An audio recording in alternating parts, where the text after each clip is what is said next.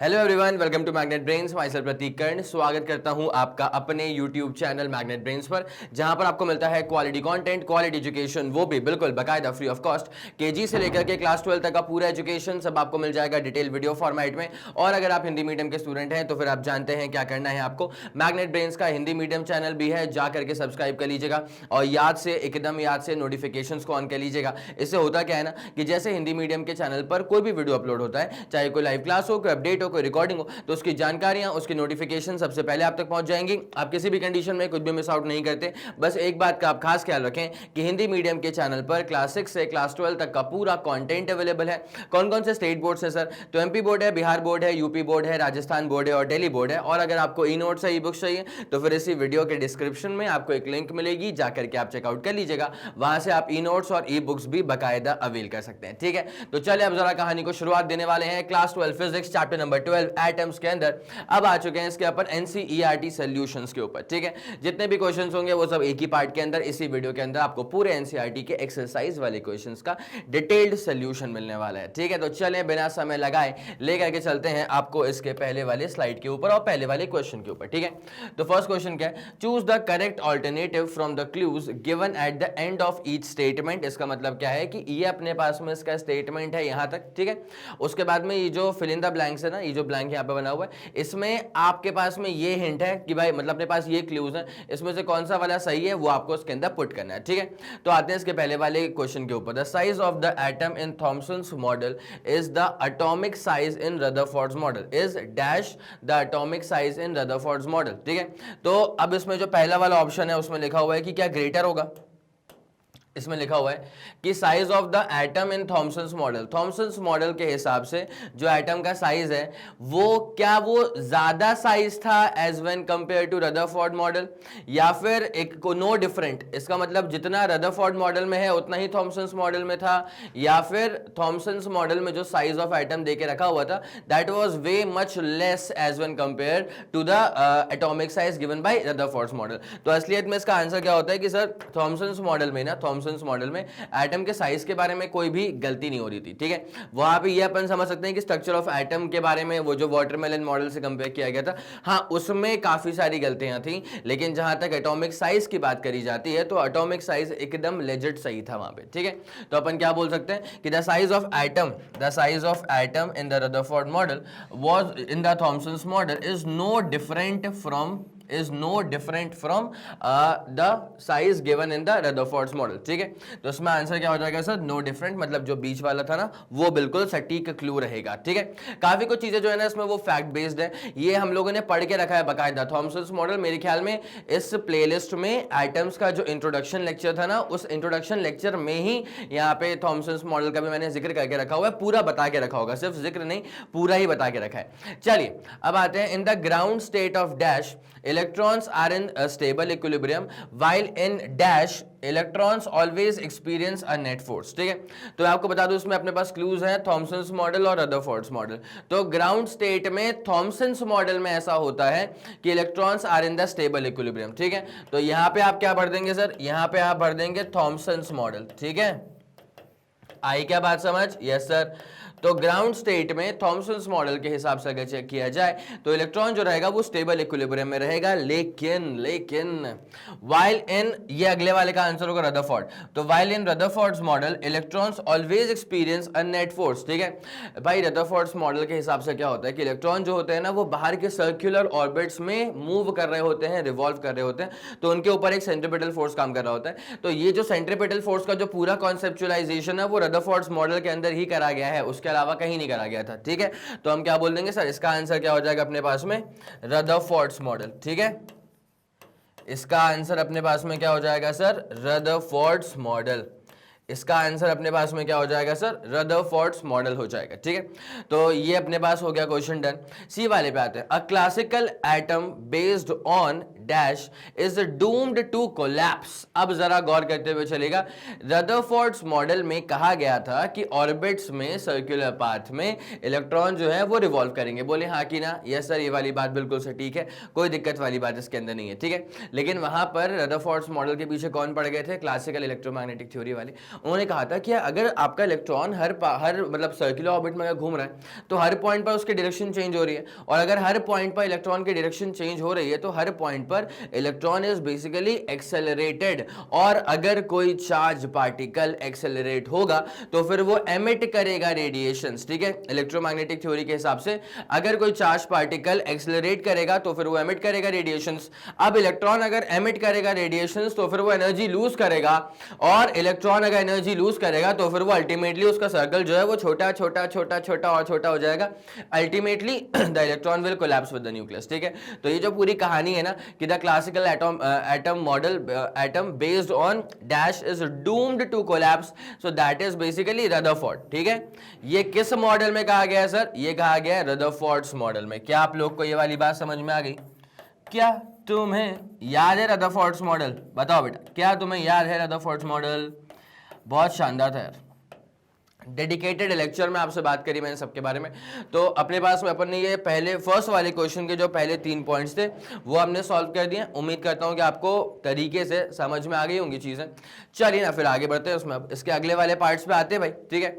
इसके अगले वाले पार्ट्स में क्या है? Okay, an atom has a nearly continuous mass distribution और dash in dash model but has a highly non uniform mass distribution in dash model, ठीक है। तो ये जो कंटिन्यूअस मास का डिस्ट्रीब्यूशन था ना वो watermelon plum pudding model type का, तो सर वो था अपने पास में थॉमसन्स मॉडल में, ठीक है। तो पहले वाले डैश में क्या आएगा सर? थॉमसन्स मॉडल आएगा, ठीक है। पहले वाले में थॉमसन्स मॉडल आएगा। उसके बाद नॉन यूनिफॉर्म मास का डिस्ट्रीब्यूशन कहां पे कहा गया था सर? वो कहा गया था रदरफोर्ड्स मॉडल में। कैसे कहा गया था सर? जरा गौर करिएगा।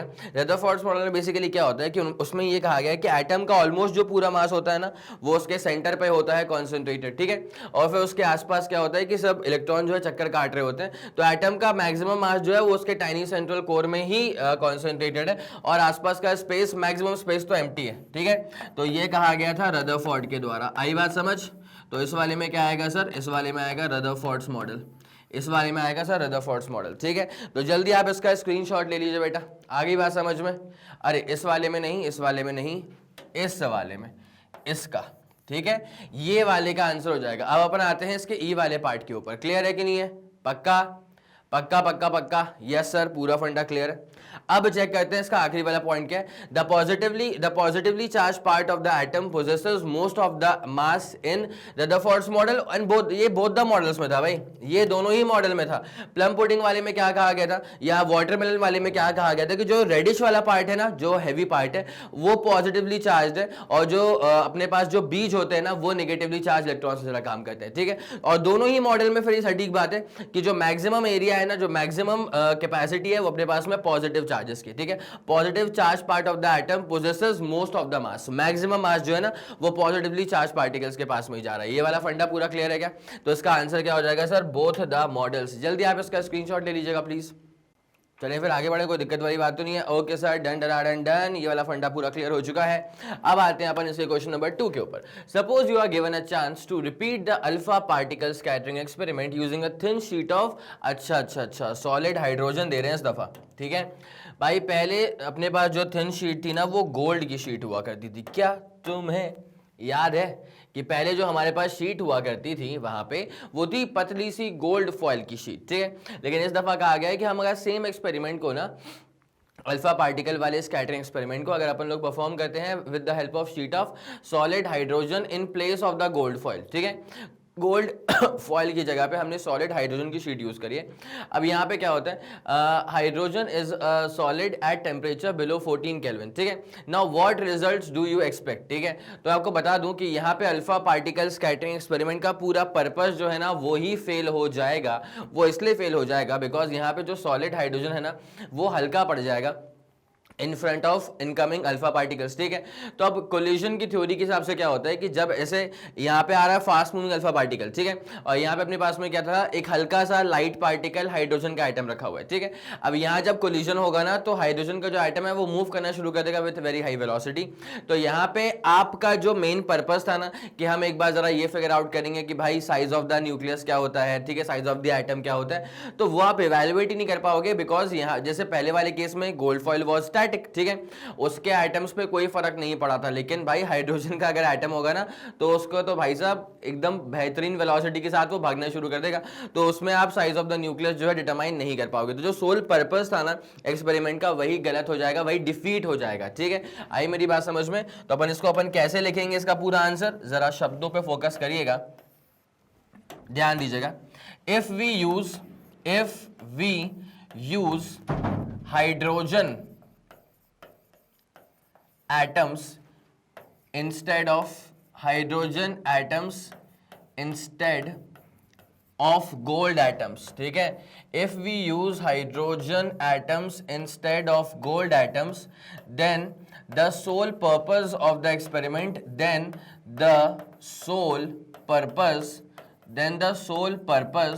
of the experiment will be defeated, ठीक है। then the sole purpose of the experiment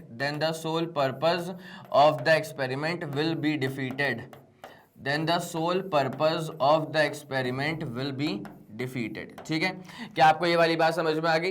इसमें ऐसा क्यों होगा? बिकॉज यहाँ पे जो हाइड्रोजन का एटम है वो बहुत ही लाइट पार्टिकल होगा, ठीक है। अब यहाँ पे लिख देंगे कि hydrogen atom is light particle, हल्का पार्टिकल, लाइट मतलब यहाँ पे हल्का है, ठीक है। Hydrogen atom is a light particle compared to alpha particle, तो hydrogen atom is a light particle compared to alpha particle. अब इससे बेसिकली क्या होने वाला है, जब यहाँ पे हाइड्रोजन एटम से अल्फा पार्टिकल की टक्कर होगी ना, तो उस पर्टिकुलर सिनेरियो में हाइड्रोजन एटम जो उसके परखच छोड़ जाएंगे, तो वो भाई यहाँ वहाँ भगता फिरेगा विथ वेरी हाई वेलोसिटी, ठीक है। तो hydrogen atom is light particle compare to alpha particle, and this is the reason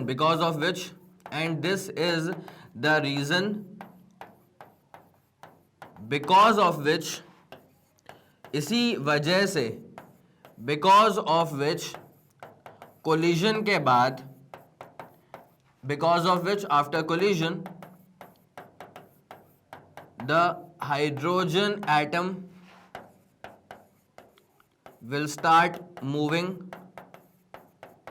with great velocities, ठीक है।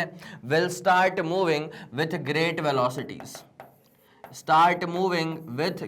velocity। आ गई पूरी बात समझ में? यस सर, ये वाला फंडा पूरा क्लियर हो चुका है, ठीक है। और इसकी वजह से क्या होगा, अब जो हाइड्रोजन का एटम है अब तो वो वहां पे रुका नहीं, वो तो मूव करने लगा विथ वेरी हाई वेलोसिटी। तो अब जो अपन न्यूक्लियस का साइज वगैरह था ना, न्यूक्लियस का साइज हो गया, एटम का साइज हो गया, वो अपन डिटरमाइन नहीं कर पाएंगे। तो यहाँ पे अगर मेन चीज जो अपना मेन पर्पस था कि आप साइज ऑफ द न्यूक्लियस को डिटरमाइन कर पाए, वो हो ही नहीं पाएगा। आई मेरी बात समझ? ठीक है। तो the size of the nucleus can not be the size of the nucleus, ठीक है, the size of the nucleus can not be determined, ठीक है। The size of the nucleus cannot be determined in this case. Cannot be determined in this case. मेरे ख्याल से ये वाला फंडा आप लोग के दिमाग में बकायदा शानदार तरह से बैठ गया होगा। बताओ हाँ कि ना? पक्का? फॉर श्योर हो। और सर किसका न्यूक्लियस? सर यहाँ पे जब जाकर के टक्कर होने वाली है ना, अल्फा पार्टिकल जाकर के टारगेट किसको कर रहा है सर? हाइड्रोजन के न्यूक्लियस को। तो किसके साइज की बात चल रही है सर? हाइड्रोजन के न्यूक्लियस के साइज की बात चल रही है, ठीक है। इसका आप लोगों ने स्क्रीनशॉट लेके रख लिया है। चलें let's move on to the next question, ठीक है sir. Question number 2 is all done for you. अब आ जाओ उसके थर्ड वाले क्वेश्चन पे। The difference of 2.3 electron volt separates two energy levels in an atom, ठीक है सर।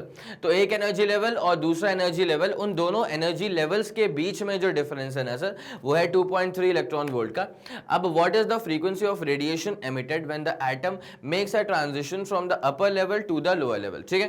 तो यहाँ पे आप एक बात समझते हुए चलेंगे, बहुत ही सिंपल सी बात मैं आपको बता रहा हूं। देखिए एनर्जी का डिफरेंस कितना है दोनों लेवल्स के बीच में? 2.3 इलेक्ट्रॉन वोल्ट का। तो हमने मान लिया कि भाई ये अपने पास एक लेवल है, इसकी एनर्जी E1 के बराबर है। ये हमने मान लिया अपने पास एक लेवल ये है, इसकी एनर्जी E2 के बराबर है, ठीक है। अब यहाँ पे इलेक्ट्रॉन जो ट्रांजिशन शो कर रहा है वो कैसे कर रहा है? Separates two energy level. Now what is the frequency of radiation emitted when the atoms make a transition from upper level to the lower level, ठीक है। तो एक इलेक्ट्रॉन है, अब वो ट्रांजिशन शो कर रहा है, एक इलेक्ट्रॉन है। अब क्या है सर, वो इलेक्ट्रॉन जो है ना वो नीचे की तरफ आ रहा है, ठीक है। इलेक्ट्रॉन जो है ना वो ट्रांजिशन शो कर रहा है from low energy level to high energy level. तो नीचे आने के दौरान क्या होगा सर, ये एमिट करेगा रेडिएशंस, ठीक है। नीचे आने के दौरान क्या करेगा सर, ये रेडिएशंस को एमिट करेगा, रेडिएशंस एमिटेड। नीचे आने के दौरान क्या होगा सर, ये रेडिएशंस को क्या करेगा सर, एमिट करेगा। पक्का पूरा फंडा क्लियर है? यस सर, पूरा फंडा बाकायदा क्लियर है। अब जरा ध्यान दीजिएगा, तो what is the energy difference, sir वहां पे लिखा हुआ था 2.3 इलेक्ट्रॉन वोल्ट का एनर्जी डिफरेंस है, ठीक है। ओके सर, तो अपन लिख देंगे इसमें 2.3 इलेक्ट्रॉन वोल्ट, ठीक है। अब आपसे क्या पूछा हुआ है यहाँ पे आपसे पूछा हुआ है कि what is the frequency of radiation emitted when the atoms make a transition. तो आपसे अब सवाल के अंदर जो पूछा हुआ है वो पूछा हुआ है फ्रीक्वेंसी, ठीक है। मैं पहले एक बार स्क्रीन से हट जाता हूं ताकि आप लोग के सामने ये सवाल आ जाए इत्मीनान से। आप इस सवाल को एक दफा खुद से सॉल्व करके देख लें, ठीक है। एक बार आप इस सवाल को खुद से सॉल्व करके देख लें, ठीक है। और उसके बाद जो गिवन डेटा था वो तो आपके पास में यहाँ पे गिवन था, तो इसको भी अगर आप चाहें तो एक दफा इसका स्क्रीनशॉट ले सकते हो और सेल्फ ट्राई कर सकते हो। अब इसको अपन सॉल्व कैसे करेंगे मैं आपको बता दूं, सिंपल सा फंडा है इसमें। ई गिवन है और आपको न्यू निकालना है, ठीक है। तो हम जो फॉर्मूला यूज करने वाले हैं, मतलब एनर्जी का इन्वॉल्वमेंट है, तो मैं इसको डेल्टा ई की जगह में सीधे ई का दूंगा तब भी चल जाएगा, ठीक है। ओके सर, कोई दिक्कत वाली बात नहीं। अब आप लोग जानते हैं फॉर्मूला होता है E is equals to H into frequency के बराबर। क्या आप लोगों ने सुना है इस फॉर्मूले के बारे में? सर बिल्कुल सुन के रखा हुआ है। यही वो फॉर्मूला है जो आपको बताता है कि अगर आपके पास में एक ऐसी वेव है जिसकी फ्रीक्वेंसी बहुत ज्यादा है ना, तो उसका एनर्जी भी ज्यादा होगा। अगर आपके पास जो वेव है, अगर उसकी फ्रीक्वेंसी बहुत ज्यादा है ना, तो उसका जो अमाउंट ऑफ एनर्जी कंटेंट है ना सर, वो भी काफी ज्यादा होगा। It is as simple as that, ठीक है। ई प्रोपोर्शनल टू क्या हो जाएगा सर, न्यू के बराबर। तो वहीं पे प्रोपोर्शनलिटी कांस्टेंट अपने पास में एच के बराबर आ गया, ठीक है। तो this is the formula which we are going to use, ठीक है। This is the formula which we are going to use. Formula FORMULA, वो क्या एकदम एक साथ ही लिख दिया था। तो E is equal to H nu के बराबर हो जाएगा। अब यहाँ से अपन न्यू निकाल लेते हैं ना यार, तो न्यू क्या हो जाएगा सर, E अपॉन एच हो जाएगा। अब सारी की सारी वैल्यूज को पुट करना है, उसके बियॉन्ड कुछ नहीं करना है, ठीक है। तो E is equals to nu is equals to E का मतलब क्या है सर, 2.3 इलेक्ट्रॉन वोल्ट। तो अपन उसको अब जूल्स में कन्वर्ट करते हैं ना सर, तो कैसे कन्वर्ट करेंगे इसको, तो 2.3 अच्छा इलेक्ट्रॉन वोल्ट था, तो जब इलेक्ट्रॉन वोल्ट को जूल्स में कन्वर्ट करना होगा तो 1.6 10 टू द पावर -19 का जूल, ठीक है। तो ये अपने पास में 2.3 ईवी हो गया। अपॉन नीचे अपने पास में क्या आएगा सर, प्लैंक्स कांस्टेंट। तो प्लैंक्स कांस्टेंट की वैल्यू अपने पास में क्या होती है सर, 6.636 10 टू द पावर में क्या हो जाएगा सर, -34, ठीक है। कोई दिक्कत, कोई मसला, कोई परेशानी? सर बिल्कुल भी नहीं है, ठीक है। अब एक काम करना, ये जो नंबर है ना 2.3 1.6, भाई एनसीईआरटी में फिर वही होता है कि आपको ना अप्रोच पे फोकस करना है, ज्यादा कैलकुलेशंस में आपको फंसने की जरूरत बिल्कुल भी नहीं होती है। बिकॉज स्टैंडर्ड एग्जाम्स में आपके सामने जो सवाल आएंगे ना, वो सवाल ये टेस्ट नहीं करने वाले हैं कि आप कितनी जल्दी कैलकुलेट कर लेते हो, ठीक है। वो सवाल फिजिक्स में ये टेस्ट करने वाले हैं कि आपकी अप्रोच कितनी जबरदस्त है, कितनी ग्रिप बनी है आपके उस टॉपिक के ऊपर, ठीक है। तो समझदार बनो, ज्यादा कैलकुलेशंस में उलझने की जरूरत नहीं है, ठीक है। तो हमको बस ये अप्रोच समझना होता है। 10 टू द पावर यहाँ पे अपन कहां तक पहुंच जाएंगे सर, 34 माइनस अपन करेंगे 19 का, तो अपने पास कितना बचेगा, प्लस का 15 बचेगा। Okay sir, done done done done. अब जरा गौर करना, सॉल्व आउट करोगे तो अपॉन ये अपने पास तकरीबन 0.5, ठीक है, 6 के आसपास की कहानी बैठ रही थी। तो फ्रीक्वेंसी जब अपन निकालेंगे यहाँ से, ठीक है, ये अप्रोक्सीमेटली हाँ ये ऐसी कुछ आने वाला है 0.5 के आसपास, ठीक है। इसको अपन सॉल्व आउट करेंगे ना तो 5.6 और 10 टू द पावर, भाई पॉइंट को मैं एक दफ़ा आगे लेकर के आ गया हूँ, तो 5.6 इंटू 10 टू द पावर कहाँ तक पहुँच जाएंगे सर, 14 तक, ठीक है। चमका? इतना बताओ बेटा, चमक गई ये वाली पूरी बात, चमक गई क्या? यस सर, पूरा फंडा तरीके से समझ में आ चुका है, ठीक है। Okay sir, done done done done, इसको निपटा दिया जाएगा यहां से। अब आपको लेके चलते हैं इसके अगले वाले क्वेश्चन की तरफ। Question number 4 is here for you. The ground state energy of hydrogen atom is minus का 13.6 इलेक्ट्रॉन वोल्ट। ग्राउंड स्टेट मतलब n = 1 हो जाएगा, ठीक है। और अगर हाइड्रोजन एटम की बात करेंगे तो फिर एटॉमिक नंबर की वैल्यू भी 1 हो जाएगी। What are the kinetic energy and potential energy of the electron in this state, ठीक है। मैं आपको बता दूं कि यहां पे टोटल एनर्जी गिवन है कितनी, माइनस का 13.6 इलेक्ट्रॉन वोल्ट, ठीक है। तो टोटल एनर्जी गिवन है माइनस का 13.6 इलेक्ट्रॉन वोल्ट। अब देखो मैं आपको बता दूं, हम लोगों ने सारे के सारे फॉर्मूले डिराइव करके रखे हुए हैं। आपको बस एक काम करना है, प्लेलिस्ट में जाकर के डेडिकेटेड लेक्चर्स आपको मिल जाएंगे, डेरिवेशंस और नील बोर्स मॉडल, ऐसे किसी नाम से होगा। तो फिर नील बोर ने जितने भी डेरिवेशंस करवाए थे ना, उसके साथ ही साथ जो एनर्जी होती है किसी भी इलेक्ट्रॉन की किसी भी पर्टिकुलर ऑर्बिट में, वो सबके डेरिवेशंस बाकायदा मैं करवा चुका हूं।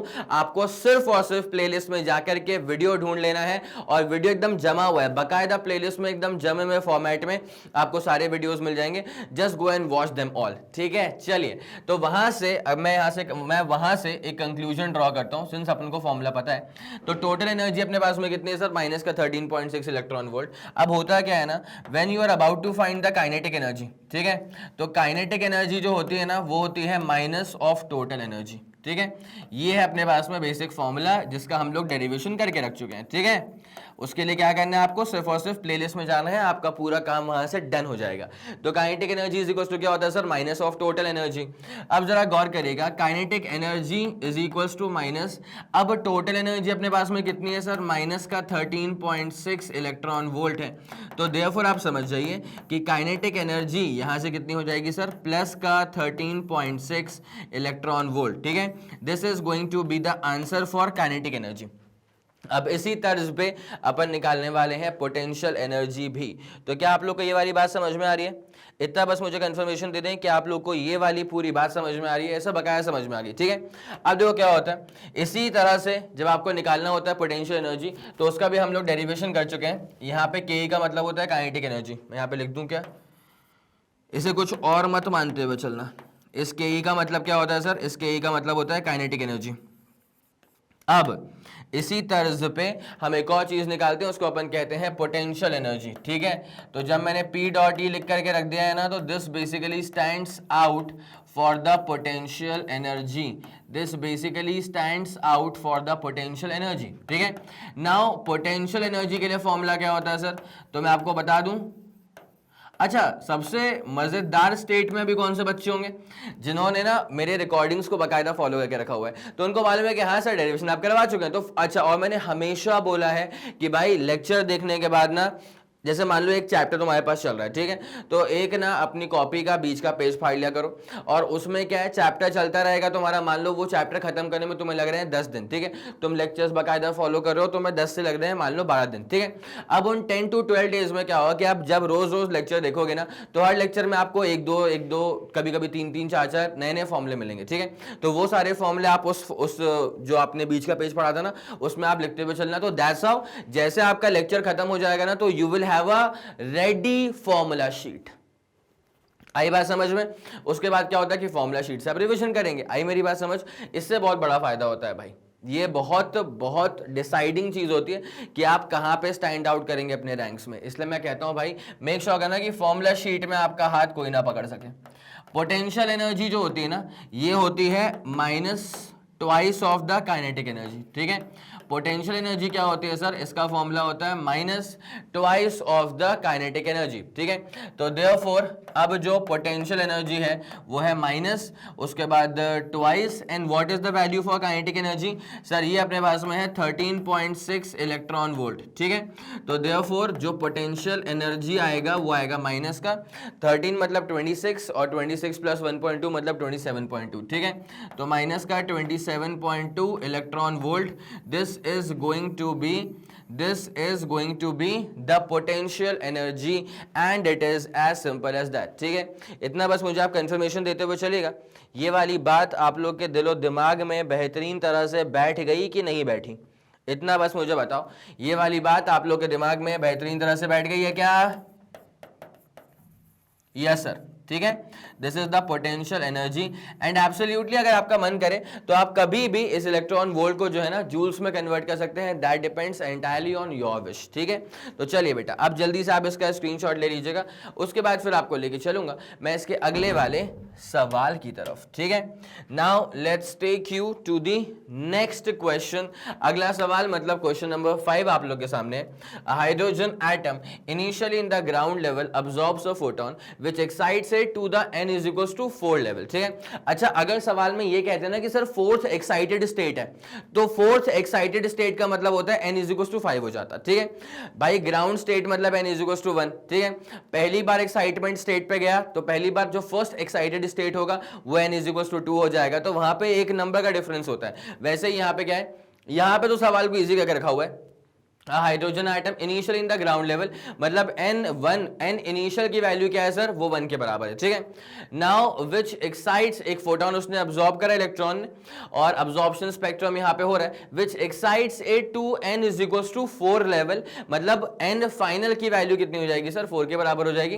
Determine the wavelength and the frequency of the photon, ठीक है, determine the wavelength and the frequency of the photon. तो आप समझते हैं यहां पे जनरल फॉर्मूला आपको अप्लाई करना पड़ेगा, यहां पर आपको जनरल फॉर्मूला अप्लाई करना पड़ेगा। कोई दिक्कत वाली बात तो नहीं है सर, कोई भी दिक्कत वाली बात नहीं है, पूरा फंडा क्लियर है। अब जरा गौर करेंगे, चलिए n इनिशियल ग्राउंड स्टेट पे था तो 1, ठीक है, और उसके बाद में n फाइनल क्या है, तो उसमें कहा गया है कि सर एनर्जी लेवल 4 पे पहुंचा दिया उसको। तो अब आप एक बात समझें कि एनर्जी निकालोगे कैसे सर, एनर्जी निकालने का तरीका होता है E फाइनल माइनस क्या हो जाएगा सर, ई इनिशियल, ठीक है। तो भाई ई फाइनल, अच्छा मैं एक काम करता हूँ ना, 2 और 1 नहीं लिखता हूँ उसको, मैं लिखता हूँ ई फाइनल माइनस लिखता हूँ ई इनिशियल, ठीक है। अब मैं आपको बताऊं, किसी भी स्टेट में अगर आपको इलेक्ट्रॉन की किसी भी एनर्जी लेवल स्टेट पे आपको अगर इलेक्ट्रॉन की एनर्जी निकालनी है ना, तो उसका फॉर्मूला होता है माइनस का 13.6 अपॉन एन का स्क्वायर इलेक्ट्रॉन वोल्ट, ठीक है। तो एन फाइनल का स्क्वायर, ये अपने पास ई फाइनल हो गया, माइनस अपन क्या कर देंगे इसमें से ई इनिशियल, ठीक है। अब ई इनिशियल क्या होगा सर, वही वाला फॉर्मूला है, माइनस का 13.6 अपॉन एन का स्क्वायर, तो एन इनिशियल का स्क्वायर, और ये भी इलेक्ट्रॉन वोल्ट में आने वाला है, इसमें कोई दो राय नहीं है। तो यहाँ पे एनर्जी का इन्वॉल्वमेंट कितना हो जाएगा सर, माइनस, अच्छा इलेक्ट्रॉन वोल्ट में ही है भाई, ध्यान रखना। और ये एटॉमिक नंबर जेड में लेके चलूंगा ना, क्योंकि मैं बात कर रहा हूँ हाइड्रोजन एटम की, ठीक है। तो Z is equals to 1 because we are basically talking about a hydrogen atom. Okay sir, absolutely clear, कोई दिक्कत वाली बात यहां तक नहीं है, ठीक है। तो माइनस का 13.6 अपॉन एन फाइनल का स्क्वायर। अब एन फाइनल आप देख सकते हैं कि वो 4th एनर्जी स्टेट पे था, तो 4 का स्क्वायर करेंगे 16 तक की कहानी पहुंच जाएगी, माइनस माइनस प्लस हो जाएगा, 13.6 अपॉन अपन क्या करेंगे सर, एन इनिशियल का स्क्वायर करेंगे, ठीक है। एन इनिशियल का मतलब क्या होता है 1, तो 1 का स्क्वायर करेंगे तो that will be nothing but just 1 के बराबर, ठीक है। अब एनर्जी कितनी है जरा गौर करना है इस बात पे अच्छे से, ये अपने पास में कितना हो जाएगा सर, सब कुछ इलेक्ट्रॉन वोल्ट में आ रहा है, इस बात का खास ख्याल रखना, सब कुछ किस में आ रहा है सर, ये सब कुछ बकायदा इलेक्ट्रॉन वोल्ट में आ रहा है, इलेक्ट्रॉन वोल्ट, ठीक है। चलिए जरा फोकस करते हैं इसके ऊपर, तो 16 times 13.6 minus 1 times 13.6 it becomes 15 times 13.6, ठीक है। नीचे अपन क्या करेंगे 16 इंटू 1 मतलब 16 हो गया, ठीक है। इलेक्ट्रॉन वोल्ट में आ रहा था, तो पहला काम तो अपना क्या होता है सर, इसको अपन कैसे भी करके ना किस में कन्वर्ट कर लें, पहले अपन इसको जूल्स में कन्वर्ट कर लें, आसान रहेगा, सही रहेगा, ठीक है।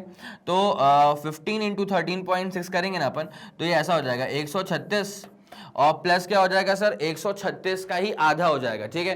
तो 60 और कितना 60 और कितना, एक सेकेंड, 136 था ना ये, ठीक है। तो 136 का आधा कितना होता है भाई, तो 60 से करेंगे तो 120 पहुंच जाएगा, उसके बाद अपने पास 16 है, 68 हो जाएगा, ठीक है। ओके सर, फंस गया था मैं भी, तो 68 हो जाएगा, ओके सर 68 हो जाएगा। उसके बाद नीचे अपने पास में कितना आ जाएगा 16, और इलेक्ट्रॉन वोल्ट में क्या होता है 1.6 10 टू द पावर कितना हो जाएगा सर, माइनस का 19 हो जाएगा। अब एक काम करते हुए चलते हैं अपन, इसको 16 को यहाँ से उचकाते हैं 10 हो जाएगा, इसके हिसाब से अगर आप चेकआउट करेंगे ना, तो एनर्जी अपने पास में कितनी होने वाली है सर, 136 प्लस 68 करेंगे 190 प्लस 14 204, ठीक है। तो 204 हो जाएगा, उसके बाद यहाँ पे क्या हो जाएगा सर, 10 की पावर माइनस का 20 हो जाएगा, ठीक है। मैं अगर चाहूँ ना तो मैं एक काम कर सकता हूँ, 204 10 की पावर माइनस का 20 हो चुका है, मैं चाहूँ तो पॉइंट को मैं 2 दफ़ा पीछे भी खींच सकता हूँ, ठीक है। तो 2.04 10 की पावर माइनस का 18 जूल, ठीक है। ये अपने पास में एनर्जी इसकी अपन लिख सकते हैं। क्या आपको ये वाली बात समझ में आ गई? यस सर, बाकायदा समझ में आ गई है। 2.04 10 की पावर अपन ने क्या कर दिया सर, माइनस का 18 कर दिया सर, ठीक है। 10 की पावर माइनस का 18 कर दिया है, ठीक है। चलो कोई दिक्कत वाली बात नहीं। अब अपन एक काम करते हैं, अब यहीं से ना एनर्जी वाला फंडा अपना पूरा हो चुका है। अब आपको सिर्फ और सिर्फ क्या निकालना है, यहाँ से आपको अब वेवलेंथ निकालनी है और फ्रीक्वेंसी निकालनी है, ठीक है। अब ये वेवलेंथ और फ्रीक्वेंसी के लिए हम जो जनरल फॉर्मूला होता है उसको यूज कर लेंगे। सर कौन सा जनरल फॉर्मूला होता है? अरे E equals to hc by lambda का फॉर्मूला नहीं होता है? बिल्कुल होता है सर, इसका आप लोगों ने स्क्रीनशॉट तो ले लिया होगा। भाई पूछा है ना वेवलेंथ और फ्रीक्वेंसी। यस सर, वेवलेंथ और फ्रीक्वेंसी ही पूछा हुआ था, तो उसके लिए अपन को एनर्जी निकालना ही पड़ा, ठीक है। नाउ वेवलेंथ की जहां तक बात है तो मैं आपको बता दूं E इक्वल्स टू होता है sir hc by lambda, H का मतलब क्या होता है सर यहाँ पे? H का मतलब होता है प्लैंक्स कांस्टेंट, ठीक है। प्लैंक्स कांस्टेंट क्या होता है sir? 6.636 into 10 to the power minus का 34, this itself is the Planck's constant. उसके बाद फिर अपन इसको C से मल्टीप्लाई कर देंगे। C का मतलब क्या होता है? Velocity of light in vacuum, तो 3 इंटू 10 टू दी पावर 8 पहुंच जाएगा। उसके बाद नीचे अपने पास में क्या आएगा सर? लैम्डा आएगा, ठीक है। तो लैम्डा तो अपन को पता नहीं है, Therefore लैम्डा अपने पास में क्या हो जाएगा सर? 6.636 इंटू 3 इंटू 10 की पावर माइनस का 26, और नीचे अपन किसको पटक देंगे सर? नीचे अपन पटक देंगे इसमें एनर्जी को, ठीक है। What is the value for energy? 2.04 10 to the power minus का 18, 2.04 10 की पावर माइनस का 18, तो 2.04 10 की पावर माइनस का 18, ठीक है। क्या आप लोगों के दिमाग में ये वाला फंडा बकायदा तरीके से बैठ गया? इतना बस मुझे कंफर्मेशन दे दो कि आप लोगों के दिमाग में ये वाला फंडा तरीके से बैठ गया, ठीक है। तो अपने पास में लैम्डा बेसिकली क्या हो जाएगा? ये माइनस का 18 लिखा है भाई, ओके। तो 6.636 2.04 इंटू 10 की पावर माइनस का 26 हो जाएगा, और प्लस का क्या हो जाएगा? 18। क्या बोला मैंने? 6.636 इंटू 3 अपॉन 2.04 और 10 की पावर माइनस का 26 प्लस का कितना हो जाएगा सर? 18 हो जाएगा। तो लैम्डा की वैल्यू क्या होने वाली है? 6.636 इंटू 3 2.04, और यहाँ पे अपने पास में 10 की पावर माइनस का 26 प्लस का 18, मतलब अपने पास कितना बच जाएगा ये? अच्छा, प्लस का 18 था ना, तो अपने पास में माइनस का 8 बच जाएगा, ठीक है। क्या बचेगा सर? ये माइनस का 8 बचेगा। इसको जब अपन फर्दर सॉल्विंग करेंगे ना, तो अपना जो आंसर अप्रॉक्सीमेटली आना चाहिए वो ऐसा आएगा 9.7, ठीक है, और 10 की पावर माइनस का 8। मैंने वही कहा था कि भाई ज़्यादा कैलकुलेशन में उलझने की ज़रूरत नहीं है आपको। अप्रोच अगर समझ में आ गई तो फिर आपका पर्सपेक्टिव जो है ना, आपका जो ऑब्जेक्टिव है सवाल सॉल्व करने का, वो हो चुका है पूरा। आप इसको मान लीजिए, ठीक है। कोई दिक्कत तो नहीं है सर? पूरा फंडा क्लियर है, कोई दिक्कत वाली बात नहीं है, ठीक है। ये तो बस लैम्डा निकाला है। अब अपन क्या निकालेंगे सर? ये तो बस लैम्डा निकाला है, अब अपन निकालेंगे इसमें फ्रीक्वेंसी, ठीक है। चलिए सर, तो lambda is all done for you ना, lambda is all done for you, lambda is all done for you. अपना स्टार मार्क यहाँ पे लग गया। अब अपन निकालने वाले हैं फ्रीक्वेंसी। मैं इसको थोड़ा साइड कर दूं क्या? रहने दूं यार, रहने देता हूँ, ठीक है। देखो भाई, अपन को तो निकालनी है फ्रीक्वेंसी। इसके लिए अपन क्या करेंगे? As we already know, C is equal to lambda into frequency होता है। अरे होता ही कहीं होता है? बिल्कुल sir, C is equal to क्या होता है? लैम्डा इंटू फ्रीक्वेंसी होता है। अगर मेरे को फ्रीक्वेंसी निकालनी है तो फ्रीक्वेंसी मेरे पास क्या हो जाएगा सर? सी ओवर लैम्डा हो जाएगा, ठीक है भाई। सी की वैल्यू क्या होती है? सी की वैल्यू है 3 10 टू द पावर 8, और उसके बाद सर लैम्डा की वैल्यू क्या होती है? लैम्डा निकाल चुके थे ना, 9.7 10 की पावर माइनस का 8, ठीक है। क्या बोला मैंने? 9.7 10 की पावर में क्या हो जाएगा सर? माइनस का 8 हो जाएगा। तो फ्रीक्वेंसी में 3 9.7 और 10 की पावर यहाँ तो पहुंच गया प्लस का 16, और फ्रीक्वेंसी जैसे कि आप लोग जानते हैं कि इसकी जो एसआई यूनिट है that is going to be hertz, ठीक है। इसकी जो एसआई यूनिट है that is going to be what? Hertz only, ठीक है। इसको जब अपन फर्दर सॉल्विंग करेंगे ना, तो अपने पास जो आंसर आना चाहिए ना, वो अप्रोक्सीमेटली ऐसा आता है यहाँ पे कि 3.14 या 3.1, ठीक है, या 31 के वहीं कहता हूँ, 31 10 टू दी पावर 14 हर्ट्ज कर लेता हूँ, ठीक है। तो अपने पास में जो फ्रीक्वेंसी बचेगी इसकी, वो कितनी बचेगी sir? 31 10 to the power 14 hertz. क्या आप लोग के दिमाग में ये वाला फंडा पूरा क्लियर है? Yes sir, 31 10 to the power 14 hertz, यहाँ तक का फंडा बाकायदा दिमाग में क्लियर आउट हो चुका है, ठीक है। चलो भाई, इसको यहाँ से उड़ाया जाए। अब आपको लेके चलेंगे इसके अगले वाले सवाल की तरफ। अब आपको लेके चलेंगे इसके अगले वाले सवाल की तरफ। Question number 5 is all done for you ना।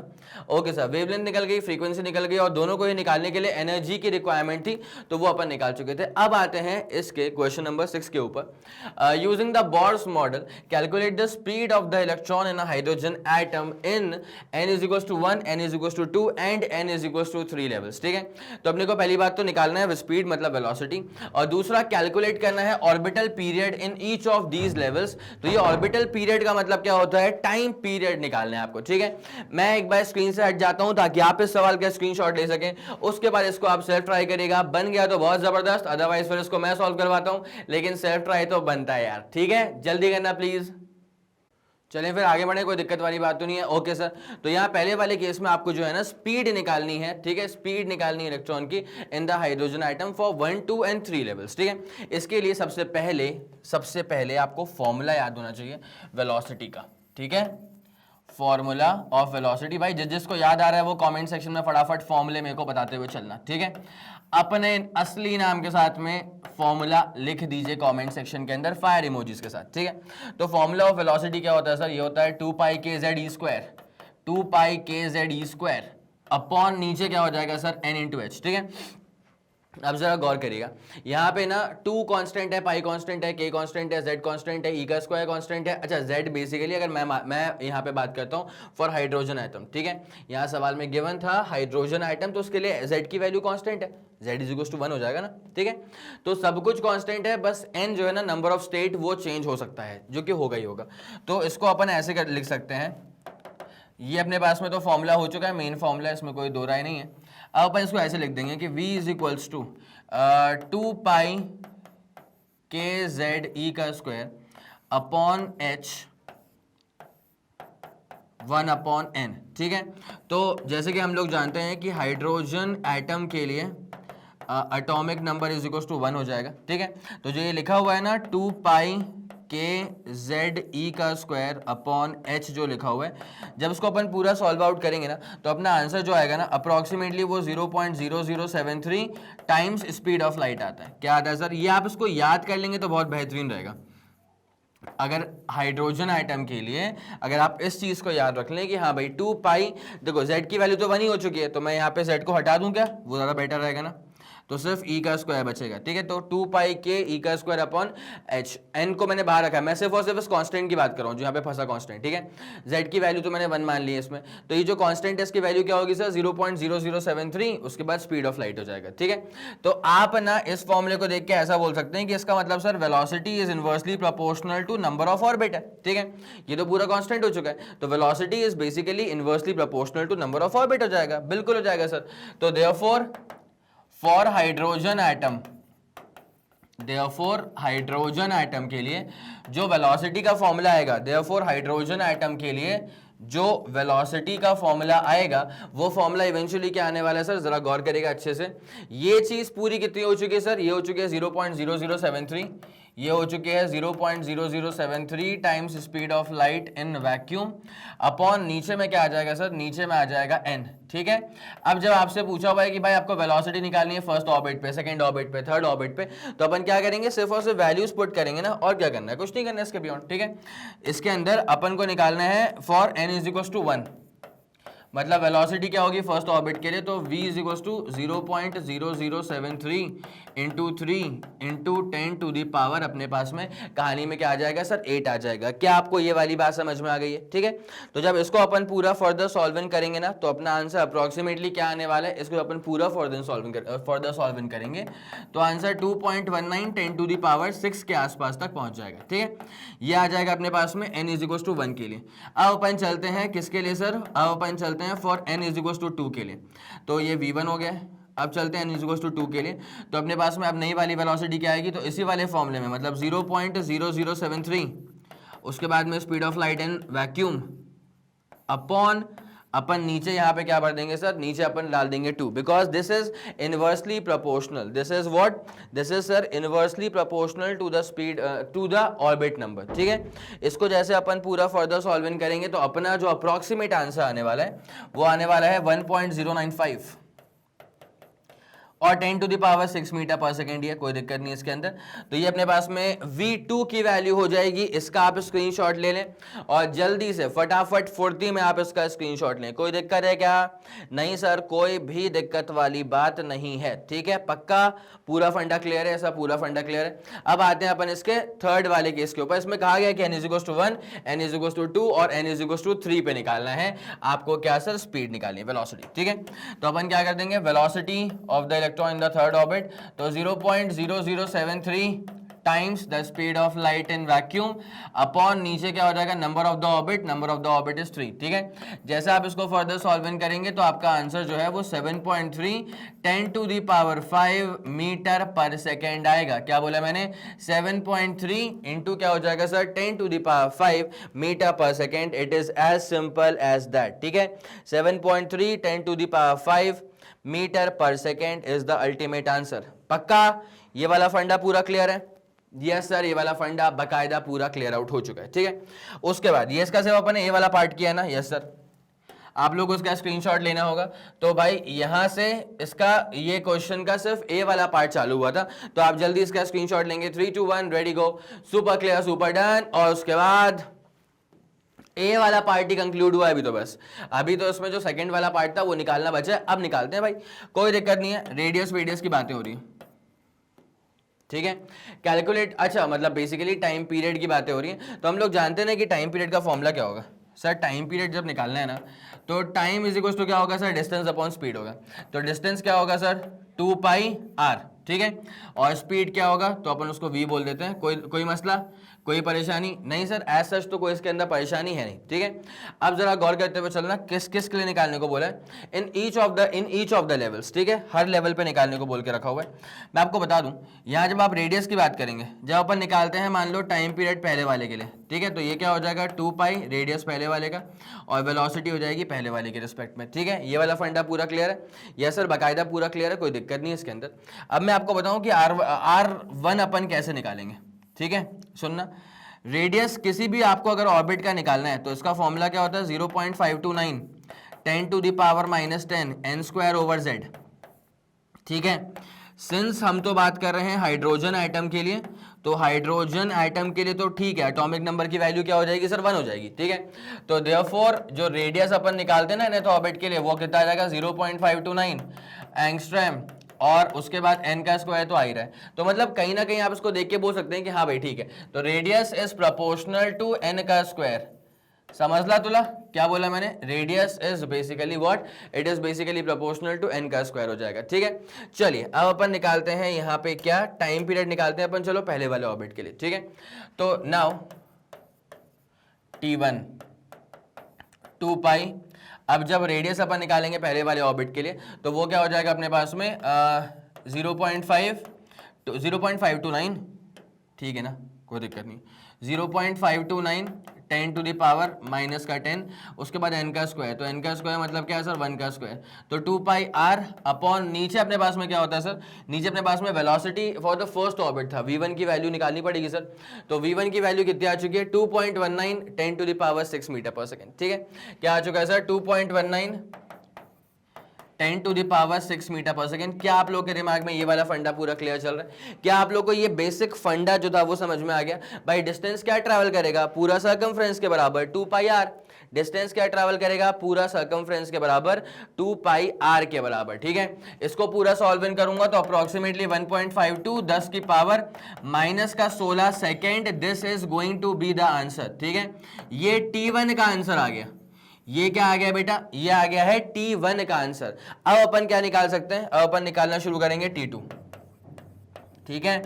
तो टाइम पीरियड जब निकालेंगे अपन सेकंड वाले केस का, तो T2 क्या हो जाएगा समझना, 2πr है ना, तो अपने पास में क्या हो जाएगा 2π। अब यार रेडियस अपन को लेना पड़ेगा दूसरे वाले का, ठीक है। तो दूसरे वाले का रेडियस मतलब ये बेसिकली क्या हो जाएगा, वही चीज है 0.529 10⁻⁻10, और उसके बाद में नंबर ऑफ ऑर्बिट का स्क्वायर, तो 2 का स्क्वायर करेंगे तो 4 तक की कहानी पहुंच गई, ठीक है। उसके बाद में आपको बताऊं मैं, ये जो वेलोसिटी होती है ना उसको अपन सॉल्व आउट कैसे करते हैं सर। वेलोसिटी ऐसा होता है, it is basically inversely proportional to n के बराबर था, ठीक है। मैं आपको बता दूं, जब अपन यहाँ पे v2 की बात करेंगे तो 0.0073 इंटू 3 10⁸ अपॉन नीचे क्या आ रहा होगा सर, 2 आ रहा होगा। क्या आ रहा होगा सर, नीचे आ रहा होगा 2, ठीक है। तो अगर आप v1 और v2 कंपेयर करेंगे ना तो आपको समझ में आ जाएगा, ये v1 था और ये v2 था, तो v2 जो है ना this is half of v1। v2 क्या हो जाएगा सर, v2 हो जाएगा दरअसल क्या, हाफ ऑफ v1 हो जाएगा सर। ये हो जाएगा अपने पास में हाफ ऑफ v1, तो v1 का अपन कर देंगे सर हाफ, ठीक है। अब ना एक बहुत ही प्यारी सी बात मैं तुमको बता रहा हूं, तुम समझ जाओगे तो मजा आ जाएगा। तुम जरा एक बार इस चीज को फिगर आउट करो कि ये क्या इसको रिलेट किया जा सकता है T1 के साथ में, ठीक है। एक बार जरा इसको देखो, क्या इसको तुम रिलेट कर सकते हो T1 के साथ में। मैं बताऊं कैसे कर सकते हो, सुनो भाई। 4 2 तो 8 हो गया, छोड़ दो उसको, ठीक है। अब मैं तुमको बताऊं, ये जो लिखा है ना तुमने 2 पाई, उसके बाद क्या लिखा है तुमने, ये जो 0.529 है, उसके बाद 10 की पावर माइनस का 10 है, और नीचे जो ये V1 लिख के रखा हुआ है, ये पूरा T1 के बराबर था। जस्ट फोकस ऑन दिस, ये जो चीज है ना पूरी, ये पूरी T1 के बराबर थी। 2 पाई R1, R1 कैसे लिखोगे तुम, तो 0.529 10 की पावर माइनस 10, उसके बाद में n का स्क्वायर मतलब 1 का स्क्वायर, तो ये अपॉन नीचे V1, तो ये पूरा T1 के बराबर है। तो कहीं ना कहीं आप इसको देख के बोल सकते हैं कि sir T2 is equal to क्या हो गया सर, 8 टाइम्स T1 हो गया, ठीक है। T1 की वैल्यू अपन लोग निकाल चुके थे पहले से, अब बस सिर्फ T2 निकालना है, तो बस कुछ नहीं करना है, उसको अपन को 8 से मल्टीप्लाई कर देना है, ठीक है। तो जैसे अपन इसको करेंगे मल्टीप्लाई, तो अपना आंसर जो है ना वो आ जाएगा। बोलो हाँ कि ना, यस सर, पूरा फंडा क्लियर है। जैसे आप इसको फर्दर सॉल्विंग करेंगे ना, तो 12.16 इंटू 10 की पावर माइनस का 16 seconds, this is going to be the value for T2, ठीक है। This is going to be the value for T2। पक्का आ गया पूरा फंडा समझ में, यस सर, बकायदा आ गया है, इसमें कोई भी दिक्कत वाली बात तो ऐसा सच नहीं लग रही है, ठीक है।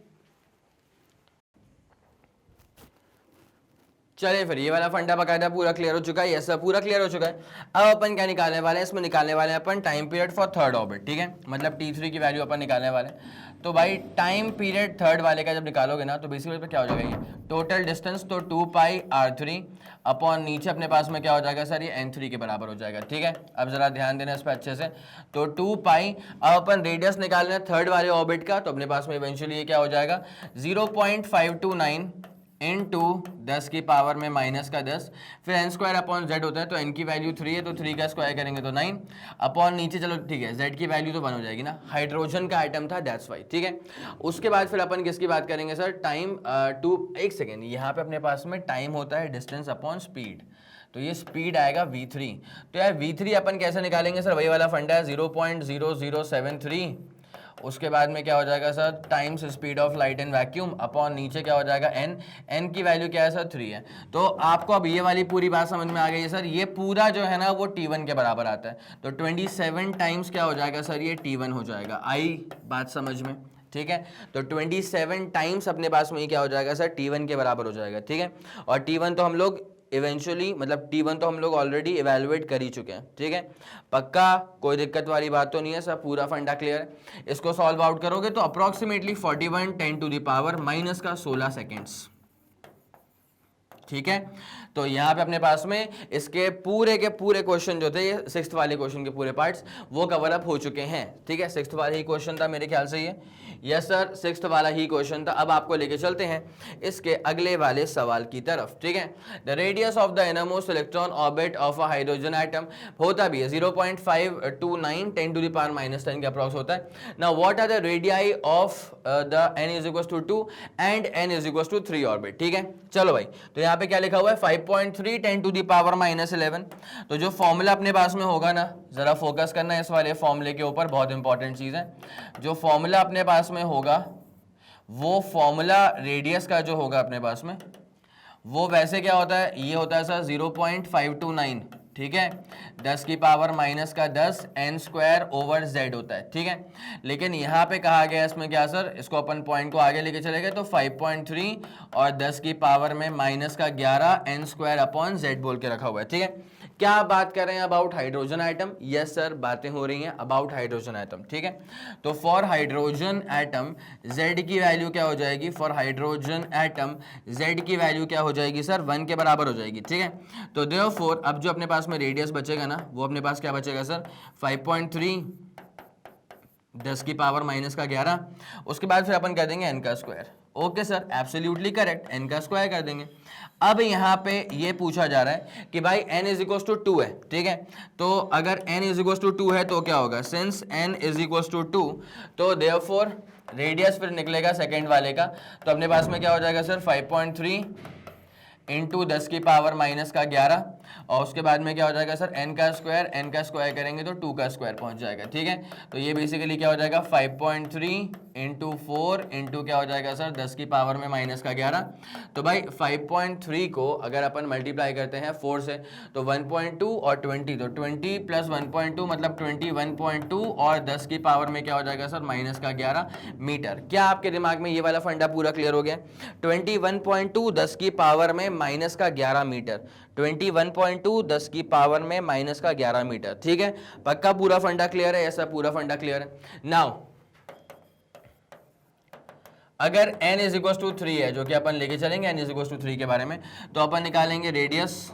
ठीक है, तो अपने ये थर्ड वाले के, तो अपने पास क्या हो जाएगा सर, यही इसका जनरल फॉर्मूला 5.3, ये अपने पास nth ऑर्बिट के लिए निकल रहा है। ठीक है, 5.3 10 की पावर माइनस का 11, 5.3 10 की पावर में माइनस का 11, फिर अपन करेंगे n का स्क्वायर करेंगे तो 3 का स्क्वायर करेंगे तो 9। ठीक है, तो ये अपने पास में क्या हो जाएगा सर 5.3 इंटू 10 की पावर माइनस का 11 इंटू क्या हो जाएगा सर 9। ठीक है, तो उसको अपन ऐसे कर दें क्या, 53 कर लेते हैं उसको अपन। ठीक है, 53 इंटू 9 इंटू अपन कर लेते हैं 10 की पावर में माइनस का 12। ठीक है, अब एक काम करो ना यार, 530 माइनस 50 करना जरा, तो 530 माइनस 50 इज 480, 480 माइनस 3 और करो 477, तो 477 10 टू दी पावर में कहाँ तक पहुँच गए सर माइनस का 12।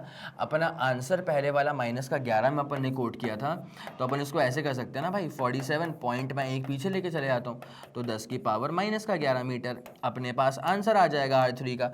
क्या तुम्हें ये वाली पूरी बात समझ में आ गई है? जल्दी से मुझे कंफर्मेशन दे दो, आ गई है तो बहुत बढ़िया भाई। ठीक है, और कमेंट सेक्शन में बकायदा फायर इमोजीज अपने चलते रहने चाहिए, तभी तो मजा आएगा। Yes sir, absolutely correct, absolutely correct कहा गया है सर इसके अंदर। ठीक है, चलिए, तो question number 7 was all done for you. अब आपको लेके चलते हैं इसके अगले वाले सवाल के ऊपर, which is question number 8 for you. जल्दी आप इसका स्क्रीनशॉट लेना प्लीज। चले आगे बढ़े, फिर कोई दिक्कत वाली बात तो नहीं है, ऐसा यहाँ तक का फंडा पूरा क्लियर था। अब जरा आते हैं सवाल के ऊपर। नॉर्मल थ्योरेटिकल क्वेश्चन है ये भाई, जरा ध्यान देते हुए चलेंगे। ये रहेगा इसका आंसर। तो ग्राउंड स्टेट में energy of gaseous hydrogen at room temperature is minus का 13.6 इलेक्ट्रॉन वोल्ट, और ये बहुत ही स्टैंडर्ड फॉर्मूला है जो कि अपन लोग बाकायदा जानते हैं। अगर एनर्जी आपको निकालनी है ना किसी इलेक्ट्रॉन की nth ऑर्बिट में, तो वो क्या होती है बेटा, माइनस का 13.6 upon n square electron volt. ठीक है, now we are dealing with hydrogen atom, that's why z की वैल्यू अपन ने यहाँ पे क्या चिपका दी है सर, 1 के बराबर चिपका दी है। ठीक है, चलिए, तो ग्राउंड स्टेट में energy of gaseous hydrogen at room temperature is बकायदा माइनस का 13.6 electron volt, when it is bombarded with 12.5 volt electron beam, the energy becomes, अब भाई देखो क्या होता है, इसको ना एक्स्ट्रा कितनी मिल गई, इसको मिल गई है सर 12.5 इलेक्ट्रॉन वोल्ट का इलेक्ट्रॉन बीम मिल चुका है। तो पहले कितनी थी इसके पास में, माइनस का 13.6, अब उसमें इसको कितना ऐड हो गया सर 12.5, इसमें अपन ऐड कर देंगे, सॉल्व आउट करेंगे, रहेगा तो माइनस में ही, माइनस का 1.1 इलेक्ट्रॉन वोल्ट के बराबर।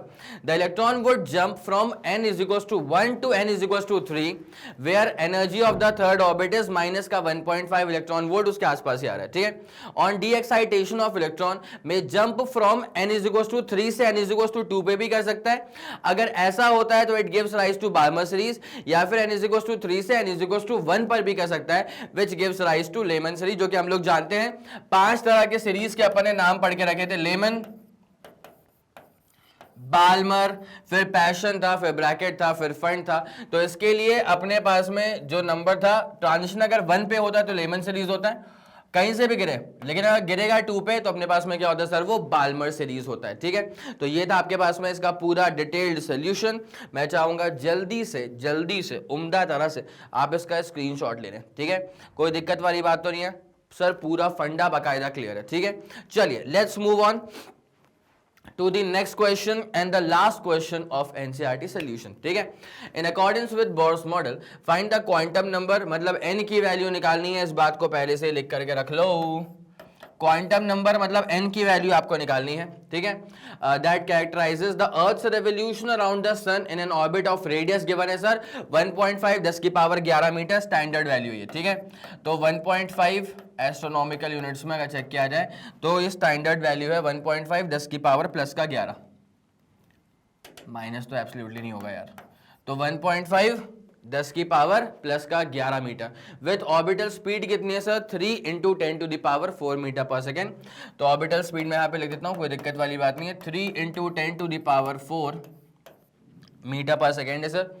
उसके बाद क्या है sir, mass of the earth is 6 10 to the power 24 kg। तो mass of the earth is 6 10 to the power 24 kg। अब आपको क्या निकालना है, इनकी वैल्यू आपको निकालनी है, और तो कुछ नहीं है सर, पूरा फंडा यहीं तक का डन था। ठीक है, अब जो क्या करेंगे अपन फॉर्मूले पे चलते हैं। फॉर्मूले पे सर होता क्या है ना, नील बोर के हिसाब से एंगुलर मोमेंटम इज कंजर्व्ड, मतलब M we R is equal to क्या हो जाएगा sir, N H upon 2 pi. तो यहाँ जब अपन एन निकालेंगे ना तो क्या हो जाएगा 2 pi m we r upon h. ठीक है, क्या आप लोग के दिमाग में ये वाला फंडा बैठ गया सही से? इतना बस मुझे बताओ, 2 pi m we r upon h, यही इसका आंसर होना चाहिए। ठीक है, अब अपन क्या करेंगे, सिर्फ और सिर्फ वैल्यूज को पुट करेंगे, दैट्स इट। ठीक है, अपन को तो एन ही निकालने से मतलब है ना। ठीक है, तो 2 पाई मतलब क्या सर 3.14। 2 पाई के बाद एम वी आर, एम कितना है अपने पास में सर 6 10 टू द पावर 24। उसके बाद वी अपने पास में कितना है sir, V 3 10 to the power 4। उसके बाद अपने पास में आर कितना है सर, आर है 15 10 की पावर, क्या कर लूंगा मैं इसको सर, ठीक है ना 1.5 था ना, कोई दिक्कत नहीं, इसको अपन ऐसे कहते हैं ना एम वी आर, तो आर 1.5 और 10 की पावर क्या है सर प्लस का 11। ठीक है, अपॉन नीचे क्या बैठ रहा है सर, सर नीचे यहाँ पे बैठ रहा है एच, और एच की वैल्यू क्या होती है, एच बेसिकली क्या होगा सर प्लैंक्स कांस्टेंट। ठीक है, तो उसकी वैल्यू क्या होती है 6.636 into 10 to the power minus का 34 जूल सेकेंड में आती है इसकी वैल्यू। ठीक है, ये वाला फंडा पूरा क्लियर है। यहां से आपको एन की वैल्यू मिलना शुरू हो जाती है भाई, यहां से आपको क्या मिल जाएगा सर, एन की वैल्यू मिल जाएगी। जैसे आप इसको फर्दर सॉल्विंग करेंगे ना तो ये आएगा 2.57 10 to the power 74 and this value is very large. This value is very large. ठीक है, n है क्वांटम नंबर है, तो मतलब n की मतलब जस्ट अ नंबर, तो उसके पास में कोई यूनिट यहां पर नहीं होने वाली है। ये वाला फंडा पूरा क्लियर है क्या? यस सर, ये वाला फंडा बकायदा पूरा डन डनाडन डन हो चुका है। ठीक है, तो ये था अपने पास में इसका लास्ट वाला क्वेश्चन, और इसी के साथ में खत्म होते हुए हमारे एनसीईआरटी सॉल्यूशंस। उम्मीद करता हूं कि आपको हर एक सवाल जानदार शानदार तरह से समझ में आ गया होगा। अगर आपको लगा कि इस वीडियो ने आपकी हेल्प करी है तो बनता यह है कि आप इस वीडियो को लाइक करेंगे, उसके बाद इस वीडियो को फैला दो अपने सारे मित्र मंडल में। सबको यह बात मालूम चल जानी चाहिए कि मैग्नेट ब्रेन्स के चैनल पर प्लेलिस्ट में फिजिक्स में क्या क्या शानदार चीजें ऐड हो चुकी हैं और क्या जबरदस्त चीजें आप तक और भी जल्द से जल्द पहुंचने वाली हैं। अगर आपका कोई भी फीडबैक है या सजेशन है, तारीफ है या बुराइयां हैं या जो कुछ भी है, तो बड़े प्यार भरे शब्दों में अपनी सारी बातें आप मुझ तक पहुंचा सकते हैं यूजिंग द कमेंट सेक्शन। मैं और मेरी पूरी टीम सुपर एक्टिव रहती है, हम लोग बाकायदा सारे कमेंट्स को चेक करते हुए चलेंगे, बिकॉज आपके फीडबैक पे काम करके वीडियोस की जो क्वालिटी है वो टॉप नॉच लेवल तक पहुंचती है और फिर हम आप तक डिलीवर कर पाते हैं। ठीक है, इसी के साथ खत्म करेंगे इस पूरे वीडियो को। और जैसे कि आप सब लोग जानते हैं कि मैग्नेट ब्रेन्स जो प्रोवाइड करता है वो English medium as well as Hindi medium वाली classes with entire full complete syllabus coverage. उसी के साथ साथ CBSE board, Delhi board, Bihar board, UP board, MP board, Rajasthan board और वैदिक मैथ्स क्रैश कोर्स और स्पोकन इंग्लिश। इसके अलावा अगर आपको कोई भी इन्फॉर्मेशन चाहिए तो फिर आप मैग्नेट ब्रेन्स के ऑफिशियल वेबसाइट पर जाकर के विजिट कर सकते हैं। Thank you so much.